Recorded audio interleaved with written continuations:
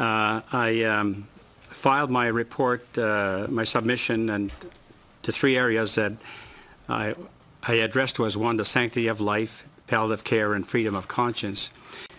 The freedom of conscience, and of course we know that's a fundamental right within our charter. But that fundamental right that appears in our charter, because I remember the 1980s when this was being debated, mind you, I was on the other side. I was advocating for Indigenous and Aboriginal rights back then throughout our country, to making sure that the document would in fact protect our people. But in looking at the Declaration of Human Rights, of course, it was one of the writers of that was an individual from New Brunswick, Professor Humphreys. And in Article 18, it says everybody has the right to freedom of thought, conscience, and religion. And this same phrase, of course, is also repeated in the International Covenant on Civil and Political Rights.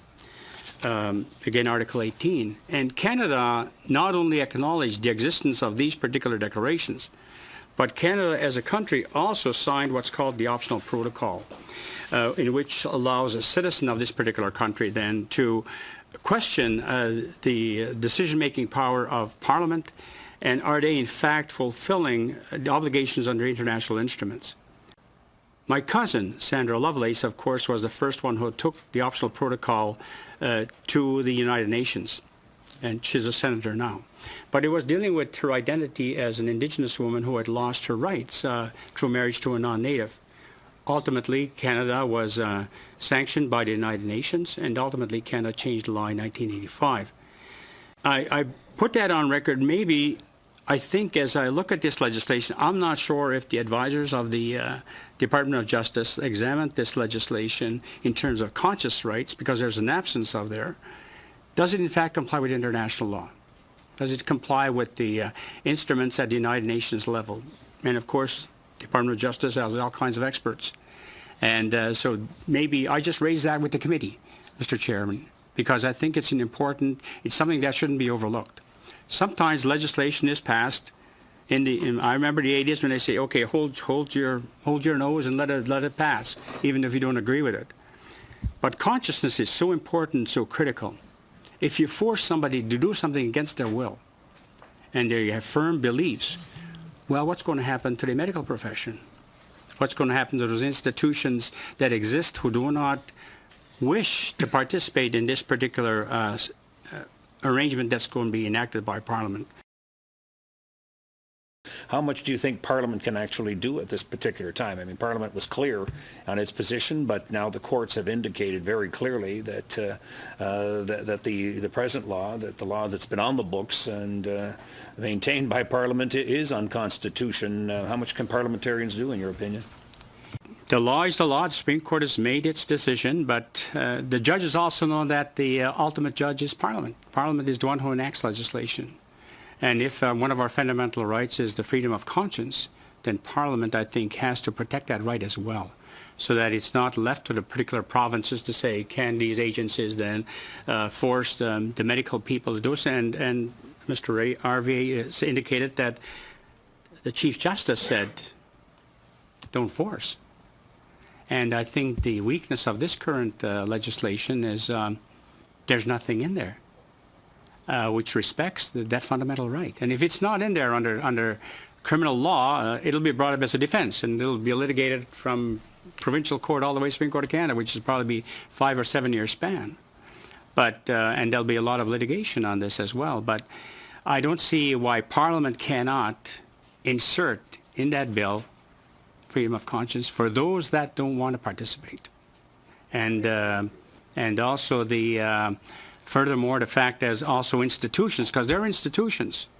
For example, back in Fredericton, the hospice that's been created, and the hospice in St. John Boot said, there's no way we're going to comply with this law if we're forced to participate in it. So there certainly has been precedent for that. I mean, even at the federal level here at the Civil Marriages Act, there is provisions in there so that someone can't be forced to do something against their conscience. And I think I'll just refer to, because, you know, in my little brief I've got here, it's No, probably, I imagine the coalition of healthcare and conscience are going to appear here, I assume. Anyway, here's what they said. No other foreign jurisdiction in the world that has legalized euthanasia-assisted suicide forces healthcare workers, hospitals, nursing homes, or hospices to act against their conscience or mission or values. With regard to freedom of conscience, I don't know that anyone would disagree that there should be obviously a right for people to be able to not perform these if it goes against their conscience.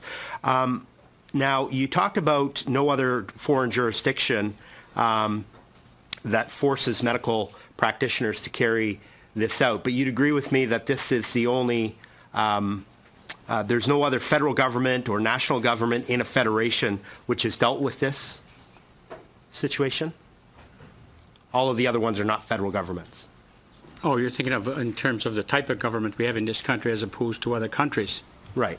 Okay. Well, I mean, irrespective of what form of government there is, the fact of the matter, I think, in my opinion, is, I mean, well, here's a council, and I used to be a council, and you cannot foreclose a defense argument in the future of any legislation under criminal code because it's subject to the charter. All sections are like that. And so if you don't specifically put in the legislation protection of right to conscience, it's going to be brought up anyway. And so if you're silent as a parliament on this issue, there probably won't be enough courtrooms in Canada to handle all the litigation and defenses that's going to occur because of this, because you're dealing with thousands and thousands and thousands of people involved in the medical profession. But it's referenced, obviously, in the preamble. There's suggestion to that effect.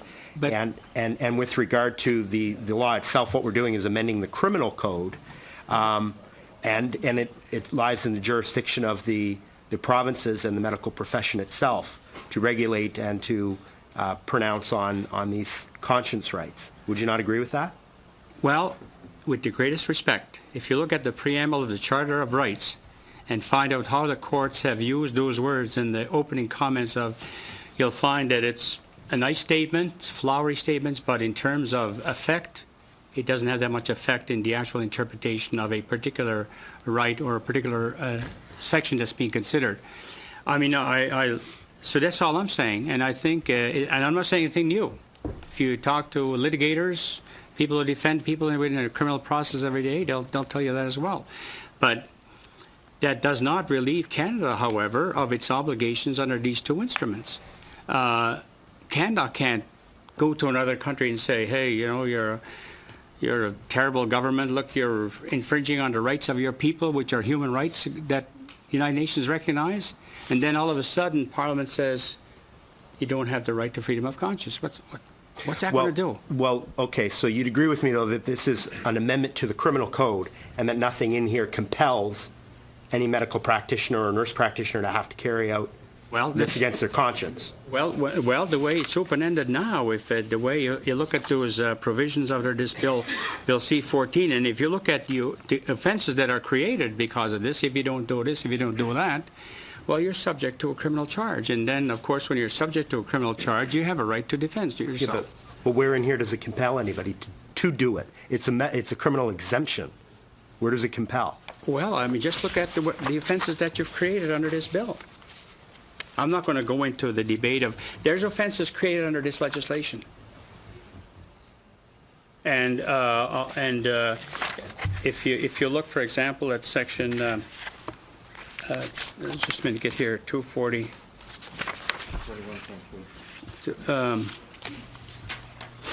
241.3 is one, which is an offense. And because you're creating a hybrid offense, in other words, it could be an indictable offense or it could be summary conviction offense, and then, of course, the prosecutors will determine as to which category a particular circumstance. Well, but whenever you have an offense created by legislation, here's another one on 241.3. Sir, with great respect, I understand there's offenses in here, right, but it has nothing to do with compelling a medical practitioner. That's about failure to comply with safeguards. That's not saying somebody has to do it. You'd agree with that, at least. But you look at section under what you're contemplating as regulations. 241.31 subsection 4. 241. And if there is a regulatory scheme that's going to be set up, and you don't, whatever this is going to look like, if you don't refer a patient to somebody else, or you don't even want to do that, what's the licensing body in each province going to do?